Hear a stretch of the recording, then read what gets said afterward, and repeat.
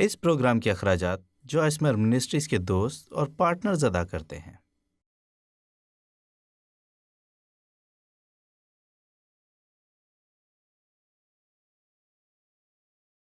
یہ بات مجھے حیران کرتی ہے۔ میں مسلسل حیران ہوتی ہوں کہ بائبل کے ایک ہی باب میں اتنا زیادہ ذخیرہ ہے کہ جب ہم کچھ پڑھتے ہیں تو کئی مرتبہ بہت کچھ نظر انداز کر جاتے ہیں۔ اس لیے آج میں آپ کو بتانا چاہتی ہوں کہ یوحنا کی انجیل کے 21ویں باب میں 9 مختلف اسباق ہیں۔ بائبل کے صرف اسی ایک باب میں۔ یہاں کھڑے ہو کر میں آپ سے یہ وعدہ نہیں کرتی کہ ہم ایک ہی دن میں 9 اسباق کو سیکھ لیں گے، کیونکہ میں خود کو جانتی ہوں، لیکن پھر بھی ہم بھرپور کوشش کریں گے جو ہم کر سکتے ہیں۔ یوحنا 21ویں باب کی پہلی آیت، ان باتوں کے بعد یسوع نے پھر اپنے آپ کو تبریاس کی جھیل کے کنارے شاگردوں پر ظاہر کیا، اور اس طرح ظاہر کیا کچھ دیر کے لیے اس منظر کو ذہن میں لائیں۔ شمعون پطرس اور توما جو تمام کہلاتا ہے، اور نتنائیل جو کانا گلیل کا تھا، اور زبدی کے بیٹے اور اس کے شاگردوں میں سے 2 اور شخص جمع تھے، یعنی یہ سب لوگ ایک گروہ کی صورت میں جمع تھے۔ شاید یہ سوچ رہے ہوں کہ اب انہیں کیا کرنا ہے، جیسا کہ ہم بھی کرتے ہیں۔ شمعون پطرس نے ان سے کہا، میں مچھلی کے شکار کو جاتا ہوں۔ علامت استجاب۔ اب یہ بات ہمیشہ ہی میری توجہ حاصل کرتی ہے، کیونکہ یہاں علامت استجاب ہے۔ لازماً ہو سکتا ہے پطرس نے یہ بات کچھ زور دے کر کہی ہوگی، میں یقینی طور پر نہیں جانتی، لیکن شاید پطرس اور کچھ شاگرد، میں نہیں جانتی، لیکن کچھ مایوسی کا شکار ہوں گے۔ آپ جانتے ہیں کہ وہ یسوع کے بارے میں سوچ رہے ہوں گے کہ کیا ہونا تھا، پھر وہ مر گیا اور اب وہ جا چکا ہے، میں نہیں جانتی۔ ہو سکتا ہے کہ وہ سوچتے ہوں کہ وہ واپس آئے اور کچھ کرے، کیونکہ کافی عرصے سے انہوں نے اسے نہیں دیکھا تھا اور کچھ بھی نہیں ہو رہا تھا، چونکہ پطرس یسوع سے ملنے سے پہلے ایک مچھیرا تھا، اور اب ایسا محسوس ہوتا ہے کہ اس نے یہ فیصلہ کیا ہو کہ وہ پھر سے وہی کام شروع کرے جو وہ کیا کرتا تھا۔ آپ کو محتاط ہونے کی ضرورت ہے کہ اگر آپ محسوس کریں کہ یسوع کافی عرصے سے آپ کی زندگی میں ظاہر نہیں ہوا، اور آپ یہ فیصلہ نہیں کرتے کہ اب آپ اس خدمت کو دوبارہ سر انجام دیں جو پہلے کیا کرتے تھے۔ آمین۔ اس سبق کو دیکھیں، اگر ہم اسے آہستہ آہستہ اور دھیان سے نہیں پڑھتے تو کبھی بھی اس بات کو نہیں جان سکتے۔ سنیں، اب دوسری بات یہ ہے کہ باقی شاگردوں نے کہا کہ ہم بھی تیرے ساتھ چلتے ہیں۔ علامت استجاب۔ مجھے یہ بات بھی پسند ہے۔ کیا آپ جانتے ہیں کہ گھر کے سربراہ کے پاس ایک خاص تحفہ ہوتا ہے کہ لوگ ان کے پیچھے چلتے ہیں؟ یہ بہت بری بات ہے کہ آپ ہمت ہار دیں، لیکن اس سے بھی زیادہ بری بات یہ ہوتی ہے جب باقی لوگ بھی آپ کے ساتھ شامل ہو جائیں۔ لہٰذا اب ذرا غور سے سنیں، اور دلچسپ بات یہ ہے کہ جب ٹیم کا کوئی سربراہ کوئی ایسا قدم اٹھاتا ہے اور وہ کسی کو مجبور نہیں بھی کرتا، تب بھی لوگ اس کے پیچھے چلنا چاہتے ہیں۔ بہت سال پہلے کی بات ہے جب میں نے خواتین میں اپنی خدمت کا آغاز کیا، تو ان دنوں میرے بال قدرے لمبے تھے اور میں پیچھے کی طرف چٹیاں بنا کر رکھتی تھی اور ان پر کچھ سجاوٹ ہوتی تھی۔ میں نے کبھی کسی سے یہ نہیں کہا کہ وہ بھی ایسا ہی کریں، لیکن زیادہ وقت نہیں گزرا تھا کہ چرچ کی باقی تمام خواتین بھی ویسی ہی کنگھی لگا کر بال پیچھے کی جانب بنا کر اور انہیں سجانے لگیں۔ آپ کو یہ سمجھنے کی ضرورت ہے کہ اگر آپ کسی چیز میں رہنمائی کرنا چاہتے ہیں تو کوشش کریں کہ درست سمت میں لوگوں کی رہنمائی کریں، کیونکہ اب آپ صرف اپنے ہی ذمہ دار نہیں بلکہ اب آپ ان باتوں کے بھی ذمہ دار ہیں جس میں آپ لوگوں کی رہنمائی کرتے ہیں، اور لوگ وہی کرتے ہیں جیسا آپ کہتے ہیں۔ یہی بات بچوں کی پرورش پر بھی لاگو ہوتی ہے۔ بچے وہی کریں گے جو کچھ وہ والدین کو کرتا ہوا دیکھتے ہیں، نہ کہ وہ جو آپ انہیں کرنے کے لیے کہتے ہیں۔ آمین۔ دیکھیں، ہم بہت سی باتیں سیکھ رہے ہیں۔ اب وہ نکل کر کشتی میں سوار ہوئے، اور اب دیکھیں اگلا پیغام، مگر اس رات کچھ بھی نہ پکڑا۔ دیکھیں، جب ہم اپنی مرضی سے فیصلہ کرتے ہیں تو اس وقت کیا ہوتا ہے؟ اگر کچھ کرنے کو نہیں تو پھر میں مچھلی کے شکار پر ہی چلا جاتا ہوں۔ ہاں، ہم بھی تمہارے ساتھ آ رہے ہیں۔ پھر کیا ہوا؟ انہیں کچھ حاصل نہ ہوا۔ آپ میں سے کچھ لوگوں کو بھی کافی عرصے سے کچھ حاصل نہیں ہوا۔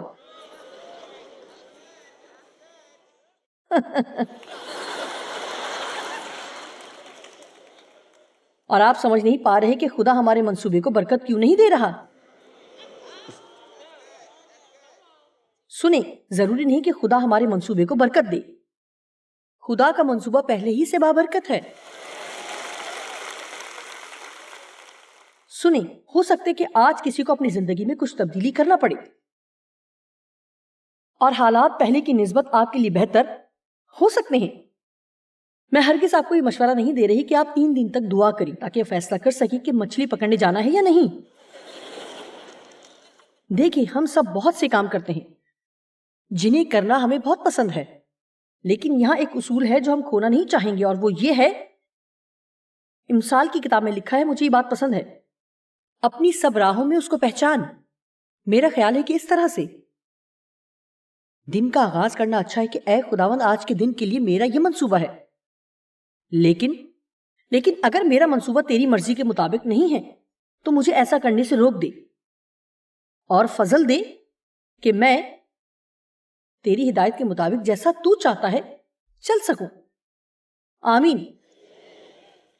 یعقوب 4 باب 13 آیت میں لکھا ہے، تم جو یہ کہتے ہو کہ ہم آج یا کل فلاں شہر میں جا کر وہاں 1 برس ٹھہریں گے اور سوداگری کر کے نفع اٹھائیں گے، اور یہ جانتے نہیں کہ کل کیا ہوگا۔ ذرا سنو تو، تمہاری زندگی چیز ہی کیا ہے؟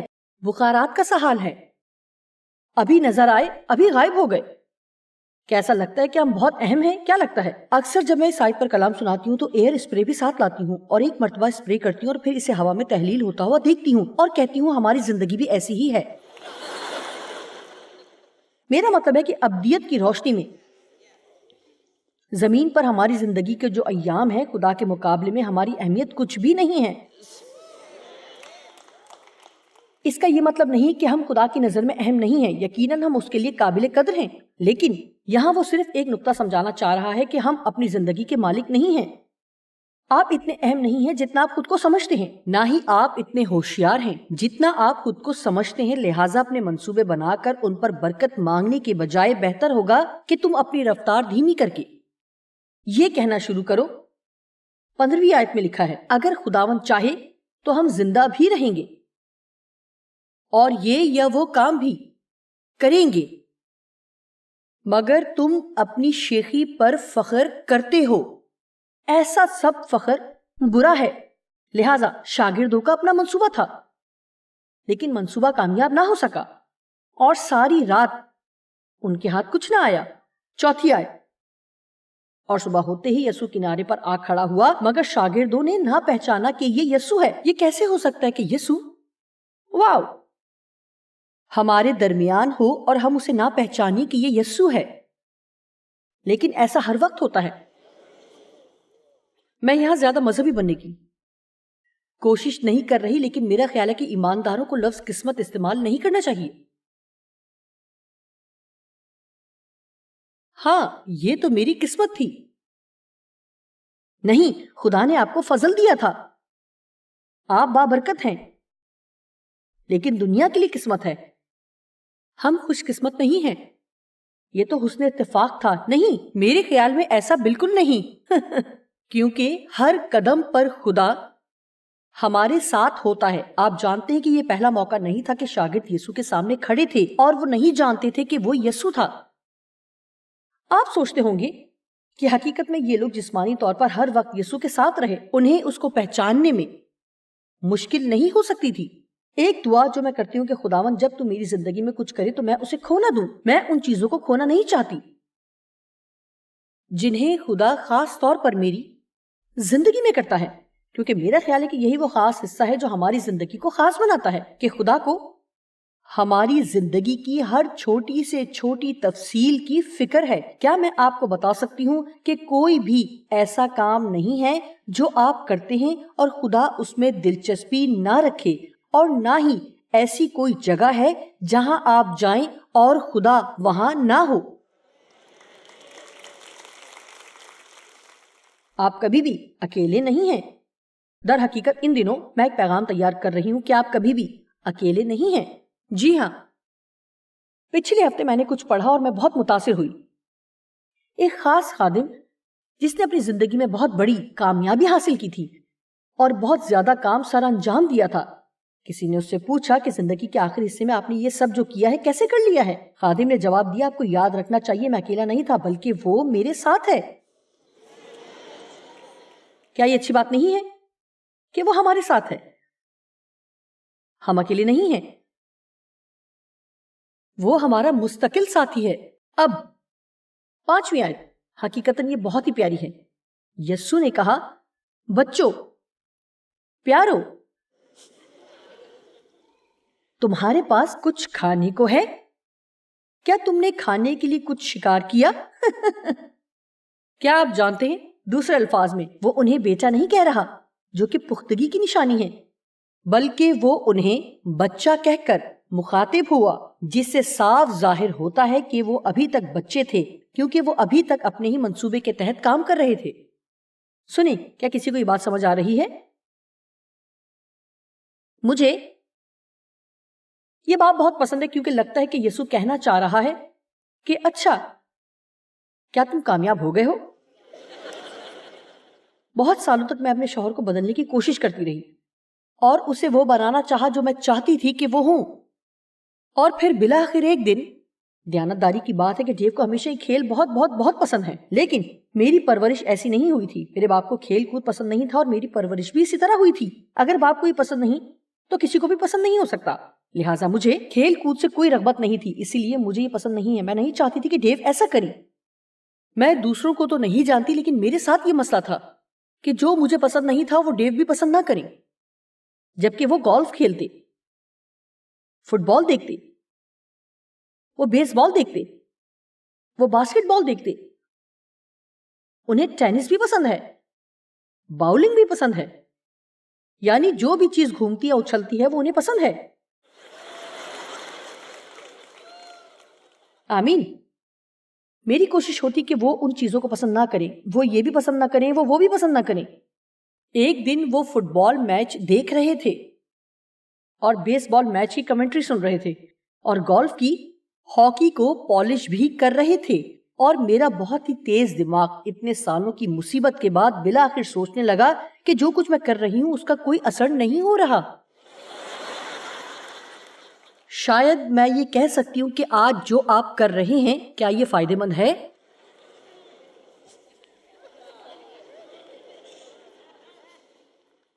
ہو سکتا ہے کہ بے قابو ہو کر خواتین کو اسے پسند کرنے کی ضرورت ہو. سنیں، آپ میں سے کچھ لوگ یہ سمجھیں گے. میرا خیال ہے کہ اس پر بہت اچھی کتاب لکھی جا سکتی ہے، بے قابو لیکن پسندیدہ.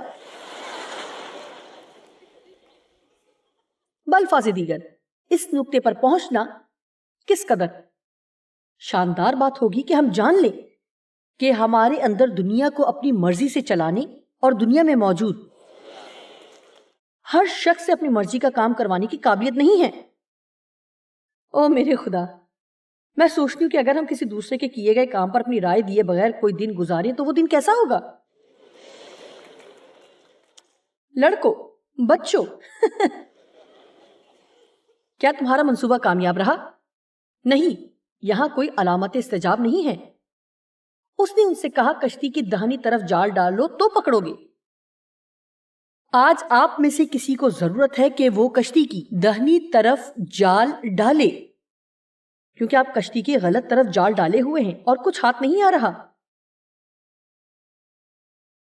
آج کے پیغام کا عنوان ہے خداوند تو کیا چاہتا ہے کہ میں کروں؟ لیکن اکثر یہ بات ہم مایوس ہو کر کہتے ہیں، یعنی ہم نے اپنی ساری کوشش کر لی ہے، کوئی کامیابی نہیں ہوئی. خداوند تو کیا چاہتا ہے کہ میں کروں؟ لیکن میں نہایت مخلصانہ سوال کی طرف توجہ دلانا چاہتی ہوں، خداوند تو کیا چاہتا ہے کہ میں کروں؟ سنیے،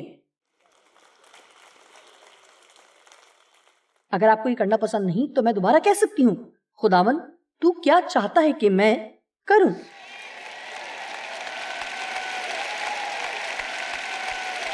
آپ جانتے ہیں کہ اکثر جب کسی کام کے دوران میں رک جاتی ہوں اور کہتی ہوں کہ خداوند میں بہت مایوس ہو رہی ہوں، میرا اطمینان چلا گیا ہے، مجھے بتا کہ اب مجھے کیا کرنا چاہیے. اکثر میں اسے یہ کہتے ہوئے سنتی ہوں، اس کام کو چھوڑ دو، اس کے بارے میں تم کچھ نہیں کر سکتی، یہ کام تم مجھ پر چھوڑ دو. آپ جانتے ہیں ہماری زندگی میں بہت سی ایسی چیزیں ہیں جن کی ذمہ داری خدا لینا چاہتا ہے، لیکن جب تک ہم اسے نہ کرنے دیں وہ ایسا نہیں کر سکتا. اپنی ساری فکر اس پر ڈال دو کیونکہ اسے ہماری فکر ہے، لیکن پہلے ہمیں اپنی تمام تر کوششیں ترک کر کے خدا کو دکھانا ہوگا کہ ہم اس پر بھروسہ رکھتے ہیں کہ وہ یہ کر سکتا ہے. اس نے ان سے کہا، 6 آیت، کشتی کی داہنی طرف جال ڈالو تو پکڑو گے بس انہوں نے ڈالا اور اب مچھلیاں اتنی زیادہ تھیں کہ وہ جال بھی کھینچ نہیں پا رہے تھے۔ مجھے پسند ہے، آپ میں سے کتنے لوگ چاہیں گے کہ برکات سے بھرا ہوا ایک بڑا ٹرک ان کے گھر کے دروازے کے سامنے آ کھڑا ہو؟ آمین۔ اور پھر اس شاگرد نے جسے یسوع محبت رکھتا تھا پطرس سے کہا کہ یہ تو خداوند ہے۔ ایک شاندار مکاشفہ جب اس نے اتنا بڑا معجزہ دیکھا۔ ایک اور سبق، تو اس نے جان لیا کہ یہ خداوند ہے۔ یسوع نے توما سے، جس نے کہا کہ جب تک میں اس کے ہاتھوں میں میخوں کے سوراخ نہ دیکھ لوں اور پسلی کا زخم نہ دیکھ لوں، یقین نہیں کروں گا۔ یسوع سے وہاں ملا جہاں وہ تھا۔ مجھے یسوع کی یہ بات پسند ہے، وہ ہم سے وہیں ملے گا جہاں ہم ہیں، اور وہ اس پر ظاہر ہوا۔ اسی طرح توما نے یقین نہیں کیا تھا، لیکن پھر اس نے کہا کہ مبارک ہے وہ جو بغیر دیکھے ایمان لائے۔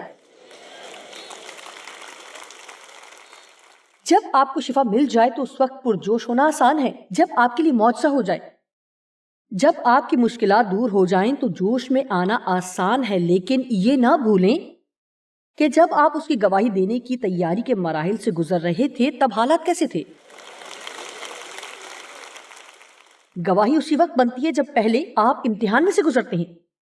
جیسا کہ کل رات میں نے کہا تھا کہ جب حالات ہمارے حق میں نہ ہوں تب بھی ہمیں یسوع سے اسی طرح پیار کرنے کی ضرورت ہے جیسا کہ ہم اچھے حالات میں کرتے ہیں۔ میں پورے دل سے یقین رکھتی ہوں کہ اگر آپ مشکل حالات میں خدا سے پیار نہیں کر سکتے تو اچھے حالات میں بھی آپ اسے پیار نہیں کریں گے۔ میں جانتی ہوں کہ لوگ سوچتے ہیں کہ اس بات کی کوئی منطق نہیں ہے، لیکن ایسا نہیں ہے، کیونکہ بنسبت ٹھیک حالات کے ہم مشکل کے وقت خدا کے زیادہ قریب ہو جاتے ہیں۔ لہٰذا جب آپ کسی بھی طرح کے مشکل حالات میں بھی اسے اتنا ہی پیار کریں جیسے کہ اچھے حالات میں، تو بہت ممکن ہے کہ آپ درست جگہ پر ہوں گے اور آپ کی ترجیحات بھی صحیح ہوں گی۔ ہو سکتا ہے کہ آپ کو دعا کا جواب مل گیا ہو اور اب اتنی برکت آپ سے سنبھالی نہیں جا رہی اور سب کچھ ٹھیک ہے، لیکن کچھ باتیں یاد رکھنے والی ہیں جن لوگوں کو ابھی تک ان کی دعا کا جواب نہیں ملا ہے۔ ان پر رحم کرنا نہ بھولیں۔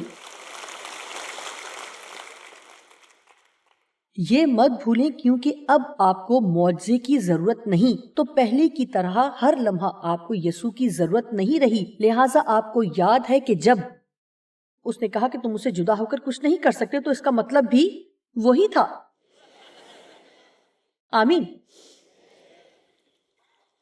اس لیے اس شاگرد نے جس سے یسوع محبت رکھتا تھا پطرس سے کہا، آپ جانتے ہیں یہ انجیل یوحنا نے لکھی تھی،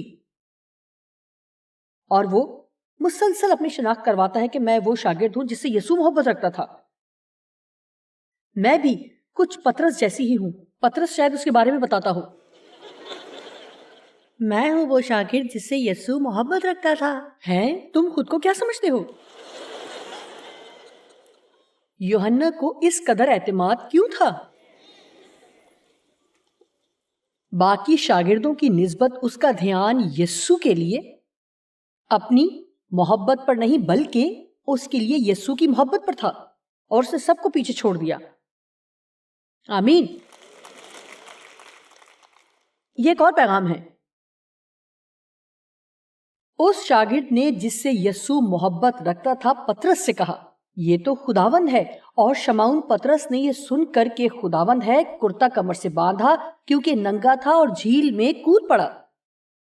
اور باقی شاگرد چھوٹی کشتی پر سوار تھے کیونکہ کنارے سے زیادہ دور نہ تھے بلکہ تخمیناً 200 ہاتھ کا فاصلہ تھا۔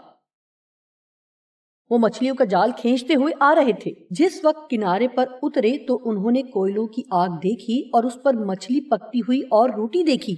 یہاں ایک شاندار سبق ہے۔ یسوع نے ان سے کہا، جو مچھلیاں تم نے ابھی پکڑی ہیں ان میں سے کچھ لاؤ۔ شمعون پطرس نے چڑھ کر 153 بڑی مچھلیوں سے بھرا ہوا جال کنارے پر کھینچا۔ او میرے خدا، میں نے بہت جگہ تلاش کیا لیکن کسی کے پاس بھی اس کا جواب نہیں آیا کہ یہ 153 مچھلیاں کہاں سے آئیں۔ اور جو چیز مجھے ملی ہے میں نہیں جانتی کہ یہ سچ ہے یا نہیں۔ کسی نے کہا ہے کہ یہ مختلف اقسام کی 153 مچھلیاں تھیں، اور معجزے کا ایک حصہ یہ بھی تھا کہ ہر قسم کی مچھلی میں سے ایک مچھلی پکڑی۔ لیکن میرے خیال میں مچھلیوں کی تعداد اور بائبل میں لکھنے کا مقصد یہی تھا کہ خدا ہماری زندگی کی ہر بات کی تفصیلات پر کس قدر زیادہ توجہ دیتا ہے۔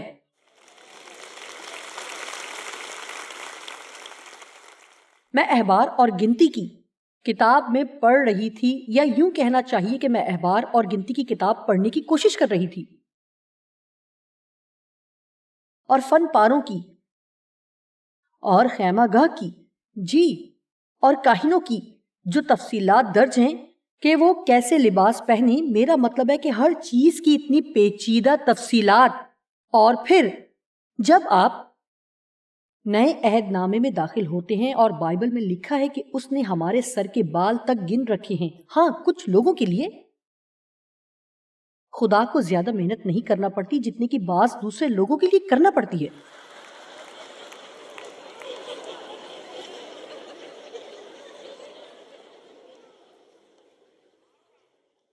آمین۔ کچھ دیر اس کے بارے میں سوچیں۔ میں نہیں جانتی کہ ہم کیا سوچتے ہیں۔ خدا ہماری زندگی میں ہنگامی صورتحال کے لیے نہیں ہے۔ مسیحی ہونے کی سب سے زبردست بات یہ ہے کہ آپ کو مددگار ملتا ہے، ساتھی مل جاتا ہے، دوست ملتا ہے۔ اب آپ اکیلے نہیں بلکہ دو ہیں۔ کل رات یہاں لوگوں کی کافی بڑی تعداد تھی جنہوں نے یسوع کو قبول کیا، اور میری دعا ہے کہ آج بھی ویسا ہی ہو، کیونکہ آپ نہیں چاہیں گے کہ یہاں سے نکل کر اپنے کاموں میں مصروف تنہا اور بے پھل زندگی گزاریں۔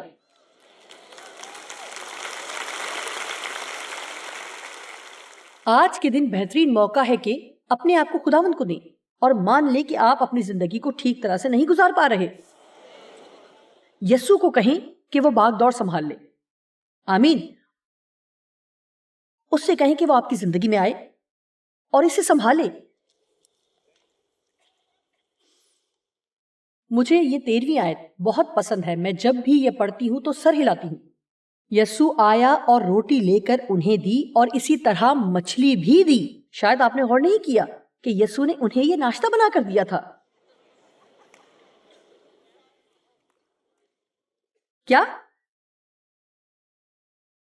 زندہ خداوند مسیح جو مر گیا تھا عالم ارواح میں اترا تاکہ موت اور عالم ارواح کا اختیار شیطان سے واپس لے، وہ فتح مند ہو کر مردوں میں سے زندہ ہوا، پاک ترین مقام میں اپنا خون لے جا کر واپس آیا اور 40 دن تک ان پر ظاہر ہوتا رہا۔ زندہ بادشاہوں کا بادشاہ، خداوندوں کا خدا، ہر چیز کا مالک۔ اس نے انہیں ناشتہ بنا کر دیا۔ کیسی شاندار مثال ہے۔ پھر ہمیں یوحنا 13 باب کے بارے میں غور کرنے کی ضرورت ہے، وہ بھی اسباق سے بھرا ہے۔ پطرس صبح کہہ رہا تھا کہ تم جانتے ہو کہ تم کون ہو۔ آپ صرف اسی صورت دوسروں کی خدمت کر سکتے ہیں جب آپ کا رویہ درست ہو، اور یہ کہ آپ کون ہیں۔ یسوع جانتا تھا کہ وہ کون ہے، اس لیے اسے یہ ثابت کرنے کی ضرورت نہیں تھی کہ وہ کون ہے۔ اس نے ان کے لیے ناشتہ تیار کیا۔ ڈیو کبھی کبھار مجھ سے کہتے ہیں کہ کیا تم میرے لیے کچھ انڈے بنا دو گی، اور میں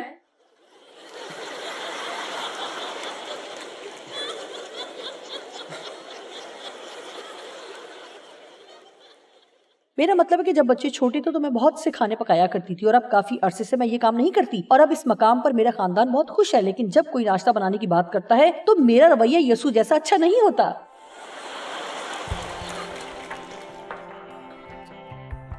میں بہت شکر گزار ہوں کہ ہماری زندگی میں ایک مددگار ہے، پاک روح، جس کا وعدہ ہے کہ وہ ہمیں کبھی اکیلا نہ چھوڑے گا، نہ بھلائے گا، ہمارے ساتھ ہوگا اور ہماری مدد کرے گا اور ہماری رہنمائی کرے گا۔ لہٰذا آپ کی زندگی میں جو کچھ بھی ہو رہا ہے تو آپ جان سکتے ہیں کہ آپ کو یہ سب کچھ تنہا نہیں کرنا، اور یہ سب کرتے ہوئے آپ اپنی زندگی سے بھی لطف اٹھا سکتے ہیں۔